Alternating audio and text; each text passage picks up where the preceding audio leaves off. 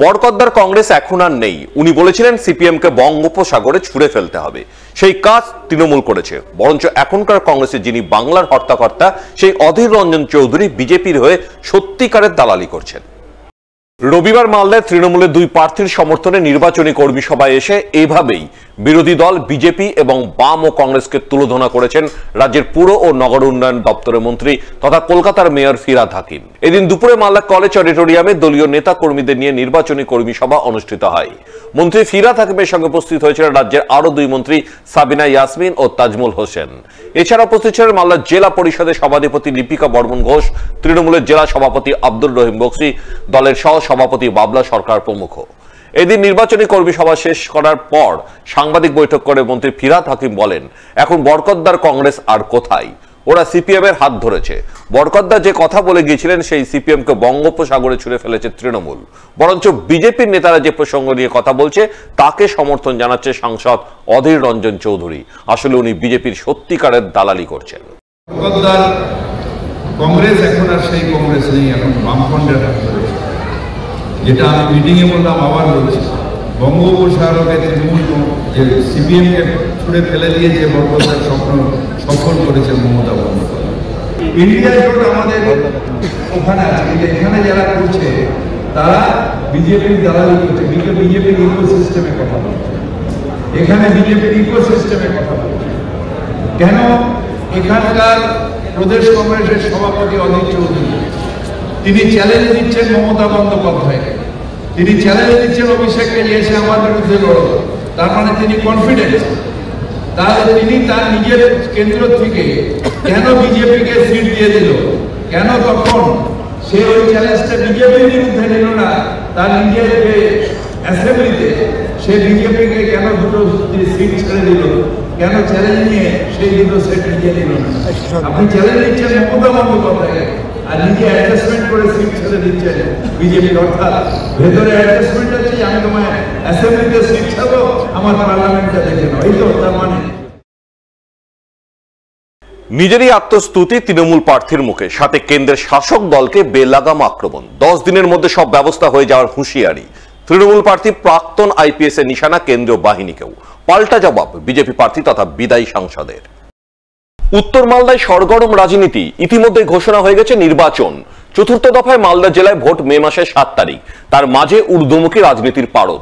শনিবার সন্ধ্যায় হরিশ্চন্দ্রপুর বিধানসভায় উত্তর মালদায় তৃণমূল প্রার্থী প্রসূন ব্যানার্জি কর্মী সভা করেন। সভায় প্রার্থী ছাড়া উপস্থিত ছিলেন জেলা তৃণমূলের সভাপতি আব্দুর রহিম বক্সি, চেয়ারম্যান সমর মুখার্জি, স্থানীয় বিধায়ক তথা রাজ্যের প্রতিমন্ত্রী তাজমুল হোসেন প্রমুখ। মঞ্চ থেকে কর্মীদের উদ্দেশ্যে বক্তব্য রাখতে গিয়ে অধিক আত্মবিশ্বাসের সুর শোনা যায় প্রাক্তন পুলিশ কর্তার গলায়। তিনি দাবি করেন তিনি প্রার্থী হওয়ার ফলে বিজেপি ভয় পেয়ে গেছে, খেলার মাঠ ছেড়ে পালিয়েছে। সাথে তার হুঁশিয়ারি, তিনি সবকিছুই জানেন, 10 দিনের মধ্যে সব ব্যবস্থা হয়ে যাবে। সেক্ষেত্রে কি হুঁশিয়ারি দিলেন তৃণমূল প্রার্থী, শুনুন তার মুখ থেকেই। তৃণমূল আছে মাঠে, বাকিটা আমার উপর ছেড়ে দিন। আমার নাম প্রসূন ব্যানার্জি, যেটা বলবো তাই করে দেখাবো। কিভাবে কি করতে হয় আমরা জানি, ওষুধ রেডি করা হয়ে গেছে, দেবো এবার আস্তে আস্তে।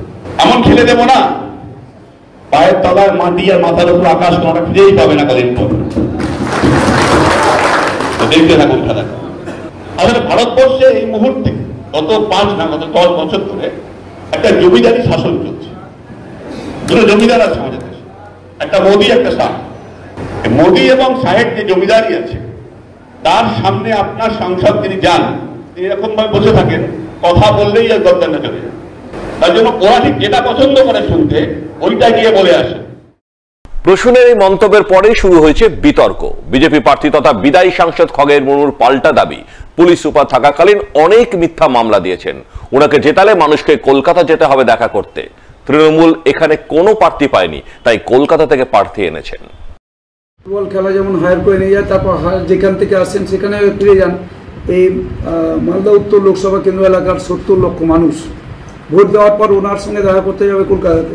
উনি এখানে আইপিএস ছিলেন, ডিআইজি ছিলেন। উনি এই যে প্রমোশনগুলো হয়েছে তার কতটা যোগ্যতার ভিত্তিতে হয়েছে তা জানি না। ওনার যোগ্যতা হচ্ছে এরকমই, এটাই যে তিনি মিথ্যা মামলায় মানুষকে ফাঁসাতে তিনি খুবই, এই ব্যাপারে তিনি হচ্ছে খুবই পারদর্শী, এটাই তার যোগ্যতা। মালদা উত্তর লোকসভা কেন্দ্র এলাকার কোনো তৃণমূল সেরকম বলার মতো সেই যোগ্য লোক নেই, তাই তাকে বাইরে থেকে নিয়ে এসেছে, বাইরের থেকে এনে এখানে প্রার্থী করেছেন। উত্তর মালদায় তৃণমূলের বহিরাগত প্রার্থী নিয়ে তরজা তুঙ্গে। বহিরাগত প্রার্থী নিয়ে বারবার কটাক্ষ করছে বিজেপি। তারই পাল্টা প্রধানমন্ত্রী নরেন্দ্র মোদীর বারাণসী থেকে প্রতিদ্বন্দ্বিতা করার প্রসঙ্গ টেনে আনলেন জেলা তৃণমূল সভাপতি। সাথে মমতা অভিষেকের বিরুদ্ধে বললে পিঠের চামড়া তুলে নেওয়ার বিস্ফোরক মন্তব্য সংবাদ মাধ্যমের সামনে। হরিশ্চন্দ্রপুরে কর্মী সভায় এসে সংবাদ মাধ্যমের মুখোমুখি হয়ে বিস্ফোরক মন্তব্য করলেন জেলা তৃণমূলের সভাপতি আব্দুর রহিম বক্সি। মূলত এই হরিশ্চন্দ্রপুর থেকেই উত্তর মালদা সাংগঠনিক জেলা বিজেপি সভাপতি উজ্জ্বল দত্ত রাজনৈতিক কর্মসূচি থেকে নাম না করে কটাক্ষ করেন বক্সিকে। বিজেপি প্রার্থী খগেন মুর্মু বারবার বহিরাগত প্রার্থীর ইস্যু সামনে আনেন। তারই পাল্টা বলতে গিয়ে বেফাস মন্তব্য জেলা তৃণমূল সভাপতির। প্রধানমন্ত্রী নাম না করে তিনি বলেন গুজরাট থেকে একজন বারাণসীতে এসে লড়ছে আর প্রসূনবাবু রাজ্যের মধ্যেই আছেন, তাই বিজেপি আগে সেটা জবাব দিক। সাথে তিনি বললেন মমতা অভিষেকের নামে কেউ কুৎসা করলে পিঠের চামড়া তুলে নেওয়া হবে। যারা এই ধরনের কথা বলছেন তাদের রাজনৈতিক অভিজ্ঞতার অভাব আছে। রাজনীতির সাথে যুক্ত মানুষ না থাকে এই ধরনের কথা বলেন। টিকিটটা মানুষের কাছে বড় নয়। আমরা রাজনীতি করে উঠে এসেছি ছোটবেলা থেকে।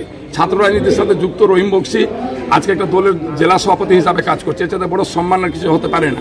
এখনো মমতা ব্যানার্জির বিরুদ্ধে, অভিষেক ব্যানার্জির বিরুদ্ধে যদি কেউ গাল দেওয়ার চেষ্টা করে তার পিঠের চামড়াটা টেনে নিব, এটা রহিম বক্সি আজকের দিন দাঁড়িয়ে এখানে বলছে।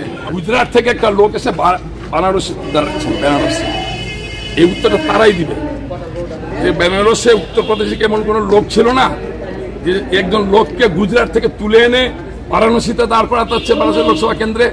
যদি একজনকে গুজরাট থেকে তুলে এনে বারাণসীতে দাঁড় করাতে, এটা তো পশ্চিমবঙ্গের বাইরে প্রার্থী আমরা এখানে নিয়ে আসি উত্তরবঙ্গে।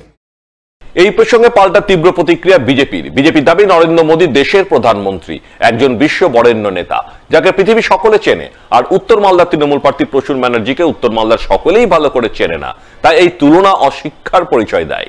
পিঠের চামড়া তুলে নেওয়ার মন্তব্যে বিজেপির দাবি এটাই তৃণমূলের সংস্কৃতি। ভোট যতই আসছে যজুদান বিপক্ষের বাকযুদ্ধে চড়ছে রাজনীতির পারদ। উনি তো এর আগেও নিদান দিয়েছিলেন বিজেপি কর্মীদের মেরে হাত পা ভেঙে দেবে। আবার আজকে শোনা যাচ্ছে নাকি মেরে পিঠের চামড়া তুলে দেবে। তো বড় ব্যাপার সেটা না। মোদিজির নামেই ভোট হয়।